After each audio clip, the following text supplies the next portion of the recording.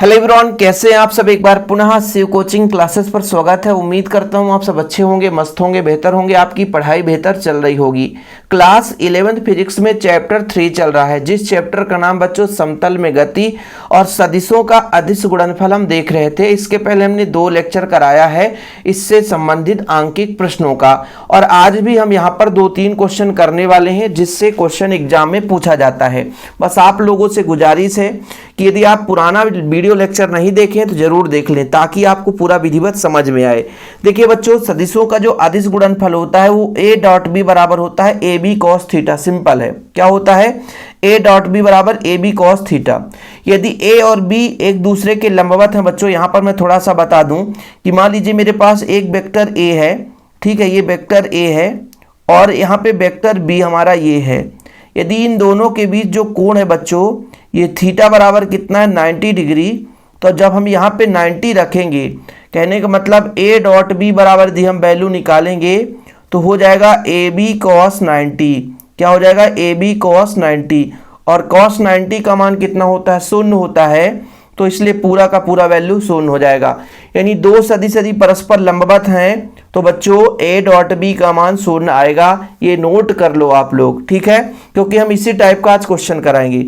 सबसे पहले तो सिद्ध करेंगे कि दो सदिश लंबवत हैं यदि, तो कितना मान आना चाहिए? 0 आना चाहिए। तो पहला प्रश्न क्रमांक है बच्चों, इसका हम हल करेंगे, फिर दूसरे नंबर की हल करेंगे। पहला क्वेश्चन है जो जिसमें दिया रहे जो भी उसे लिख लिया करो। पहला काम दिया है, ये आपका बेसिक है, इसको बताने का कारण यही है कि आप लोग जाने रहो। भैया ये आपका वेक्टर ए का मान आपके पास दिया है 2i दिया है प्लस 3j दिया है बच्चों, प्लस का k दिया है। ये हमारे पास एक सदिश है पहले प्रश्न में, और दूसरा सदिश है वेक्टर b बराबर बच्चों कितना है 2i minus 4j plus 8k। चलो ये चीज दे के रखा है और सिद्ध करना है कि परस्पर लंबवत है। क्वेश्चन क्या कहता है कि सिद्ध कीजिए कि वेक्टर a और वेक्टर b परस्पर लंबवत हैं। तब हमें क्या करना बच्चों, यहाँ पर a डॉट b निकालना है। क्या निकालना है? a डॉट b, यानी vector a dot vector b। Dot product का मतलब होता है सदिशों का अदिश गुणनफल। सदिशों का अदिश गुणनफल 2i plus 3j plus k, ये आपका वेक्टर a है। डॉट प्रोडक्ट वेक्टर b आपके पास है 2i minus 4j plus 8k। अब इसका गुणा कैसे होता है, कोई बता सकता है? बिल्कुल सिंपल तरीके से बता सकते हो कि i का गुणांक जो है i के गुणांक से, मतलब बच्चों 2 का गुणा यहाँ पे आपका, थोड़ा सा एक बार फिर से देख लेना, गड़बड़ ना हो, नहीं तो फिर आंसर 0 ही आएगा या दूसरा भी आ सकता है। तो 2 है, चलो ठीक है, 2 का गुणा 2 से बच्चों, 2 गुणे 2, 0 तो आना ही चाहिए, 0 नहीं आया तो फिर लंबवत सिद्ध नहीं होगा। 3 गुणा कितना होगा बच्चों? माइनस का 4 है। फिर k का गुणांक 1 है, 1 का गुणा 8 से कर दें, कितना हो जाएगा? 2 दूना कितना हो जाएगा बच्चों? 4, 4 तीन कितना हो जाएगा? 12, और 8 एक कम 8। ठीक बच्चों, अब इसको कैलकुलेट करो कितना आएगा, तो ये 0 आ जाएगा। बस हमारा प्रूव हो गया यार, कुछ करने की जरूरत ही नहीं है, क्योंकि बोला गया है ना कि भाई सिद्ध कीजिए कि दो सदिश क्या है? परस्पर लंबवत है। चूंकि दोनों सदिशों का गुणनफल कितना आया? 0 है, अतः दोनों सदिश परस्पर लंबवत हैं। इतना आप लिख दीजिए। तो एक लाइन की तो बात है बच्चों कि दोनों सदिशों का गुणनफल 0 है, अतः दोनों सदिश परस्पर लंबवत हैं। चलिए दूसरे प्रश्न पर चलते हैं, दूसरे प्रश्न का हल करेंगे। यहां पर दिया है, अब इस बार क्वेश्चन ऐसा पूछा है कि a और b परस्पर लंबवत है तो p का मान निकालो। अब लंबवत है मतलब a डॉट b का मान 0 बराबर करके चलेंगे, क्योंकि बोल के रखा है ना कि परस्पर लंबवत है, तो ये पहले से दे के रखा है। तो सबसे पहले आप लोग जो दिया रहे, हमारे पास दो सदिश है, वेक्टर a बराबर 2i plus 2j plus pk, तथा वेक्टर b बराबर हमारे पास है 2i minus j plus k। अब चूंकि ये परस्पर लंबवत है, चूंकि यहाँ पर हम लिख सकते हैं चूंकि वेक्टर a व वेक्टर b परस्पर क्या है बच्चों? लंबवत हैं अर्थात ए डॉट बी बराबर कितना हो जाएगा, 0 हो जाएगा। परस्पर लंबवत हैं तो समझो ए डॉट बी बराबर कितना होगा, 0 होगा, तभी ये लंबवत होंगे। तो ए का वैल्यू कितना है, 2i plus 2j plus P के, ठीक है सर। डॉट प्रोडक्ट लगाओ, 2i माइनस जे प्लस के इक्वल 0। हम गुणा कैसे करते हैं, i के गुणांक को i के गुणांक के साथ, 2 का गुणा 2 से, तो 2 गुणा 2 धन, यहाँ पे 2 गुणा -1 बच्चों, j का गुणांक -1 है और p का गुणांक k का गुणांक 1 है, इक्वल में कितना हो जाएगा, 0 हो जाएगा। 2 दूना 4, 2 1 कम 2 धन p बराबर 0।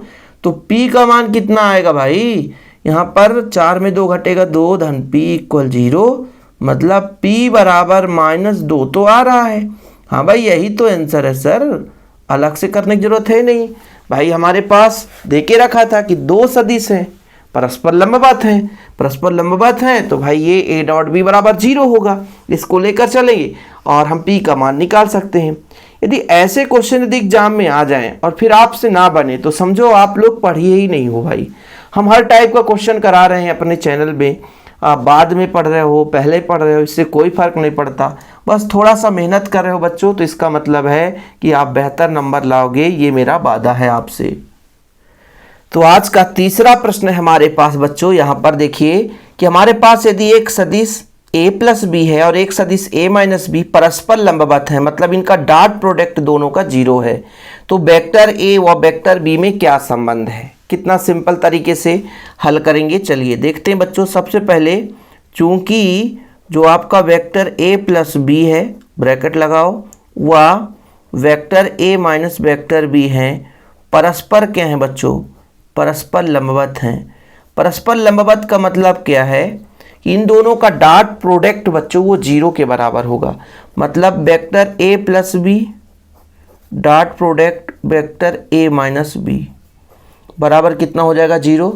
अच्छा आप लोगों को इतना तो पता होगा कि a plus B A minus B क्या होता है, a स्क्वायर यानी वेक्टर a का स्क्वायर माइनस वेक्टर b का स्क्वायर बराबर 0।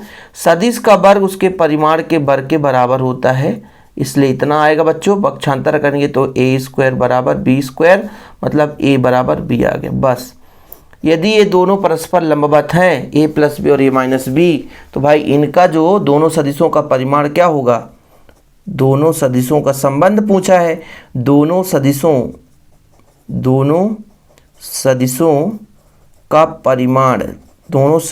परिमाण क्या होगा बच्चों, परिमाण बराबर होंगे, दोनों सदिशों का परिमाण बराबर होंगे। ठीक है, तो ये आपका छोटा सा क्वेश्चन था। इससे संबंधित और भी क्वेश्चन आएंगे चैनल पे, और 2-2 3-3 क्वेश्चन करा रहा हूँ ताकि आप लोगों को बोरिंग ना लगे और बेहतर रूप से आप पढ़ते रहो, है ना। और भाई साहब सदिशों का सदिश गुणनफल जल्द आएगा, लेकिन ये ऐसा टॉपिक है जो कि बच्चा यदि तैयार कर लेता है तो हमेशा के लिए क्लियर हो जाता है। आगे चलकर आपको किसी भी प्रकार से कोई डाउट नहीं रहेगा सदिशों के गुणनफल में। 11th क्लास में अच्छे तरीके से पढ़ लेंगे बच्चों तो फिर तो आपका बल्ले बल्ले रहेगा, इसलिए आप लोगों से कोशिश करता हूं कि बेहतर पढ़ाऊं। अब इस सदिशों का जो अदिश गुणनफल है वो 3 क्वेश्चन और कराएंगे जो कि काफ़ी इंपॉर्टेंट है, बाकी इसके बाद हमारा सदिशों का सदिश गुणनफल चलेगा। इसलिए मैं कहता हूँ आप लोग यदि नोट्स नहीं लिए हैं तो शिव कोचिंग क्लासेस का नोट्स ले लें। कॉन्टैक्ट नंबर है 9685292949 9685299149। ये मेरा पर्सनल नंबर है बच्चों, 9685299149। इस नंबर पर कांटेक्ट करें, नोट्स लें और प्रॉपर रूप से तैयारी करें। फिलहाल अभी के लिए इतना ही। जय हिंद, वंदे मातरम।